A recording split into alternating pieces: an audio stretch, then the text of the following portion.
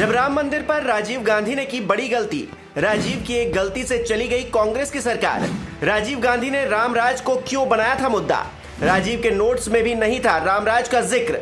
फिर राजीव गांधी ने भाषण में क्यों बोला रामराज? राजीव गांधी के कमरे में क्यों पहुंची थी शीला दीक्षित? 2024 में 1989 वाली गलती से बच रही कांग्रेस। देश की सियासत में राम मंदिर पर हमेशा राजनीति होती रही है। कभी बीजेपी तो कभी कांग्रेस, दोनों ही दलों ने अपने अपने हिसाब से राम मंदिर पर सियासी रोटियां सेकी हैं।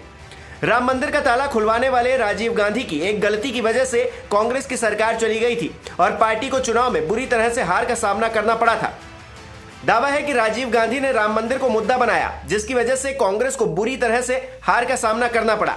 पूर्व केंद्रीय मंत्री और राजीव गांधी के दोस्त मणिशंकर अय्यर का दावा है कि अगर राजीव गांधी ने राम मंदिर को चुनावी मुद्दा नहीं बनाया होता तो 1989 के चुनाव में कांग्रेस की इतनी बुरी हार नहीं होती।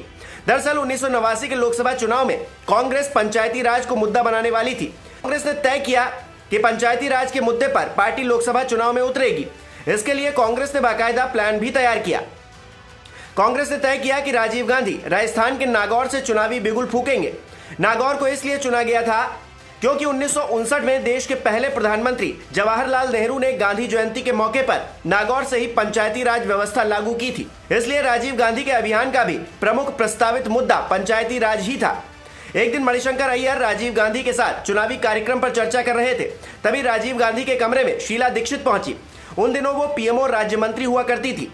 शीला दीक्षित ने राजीव गांधी से कहा कि वो अपने सहयोगियों की ओर से आई हैं, जो चाहते हैं कि चुनाव में कांग्रेस पंचायती राज को नहीं बल्कि राम मंदिर को मुख्य मुद्दा बनाए, क्योंकि सारा ध्यान राम जन्मभूमि बाबरी मस्जिद विवाद पर केंद्रित था। राजीव गांधी के सामने शीला दीक्षित ने राम मंदिर को मुद्दा बनाने का प्रस्ताव रखा तो अय्यर चौंक गए। दरअसल शीला दीक्षित चाहती थी कि तत्कालीन प्रधानमंत्री राजीव गांधी अयोध्या के बाहरी इलाके फैजाबाद से अपने चुनावी अभियान की शुरुआत करें, न कि राजस्थान के नागौर से। शीला दीक्षित के कमरे से बाहर जाने के बाद मणिशंकर अय्यर ने राजीव को चेताते हुए कहा कि उन्हें पंचायती राज पर ही फोकस करना चाहिए, जिसकी कांग्रेस ने लंबे समय से तैयारी की है, न कि बीजेपी के प्रमुख मुद्दे को अपना मुद्दा बनाने के जाल में फंसना चाहिए। अय्यर की सलाह पर राजीव गांधी ने कुछ भी नहीं कहा। थोड़े दिनों बाद राजीव गांधी ने मणिशंकर अय्यर को एक मैसेज भेजा और कहा कि 3 नवंबर 1989 को चुनाव अभियान की पहली बैठक फैजाबाद में होनी चाहिए। नागौर वो बाद में जाएंगे। राजीव गांधी फैजाबाद पहुंचते हैं और उन्होंने अपने भाषण में रामराज का जिक्र कर दिया। हैरानी की बात यह है कि उनके नोट्स में रामराज लिखा ही नहीं गया था। राजीव गांधी ने मंच से रामराज का जिक्र किया तो विपक्षी दलों ने राजीव गांधी को घेर लिया। विपक्ष ने राजीव गांधी को अवसरवादी नेता के तौर पर चित्रित किया, जो मुस्लिम वोटों को खुश करते हुए हिंदू वोटों की अपील कर रहे थे।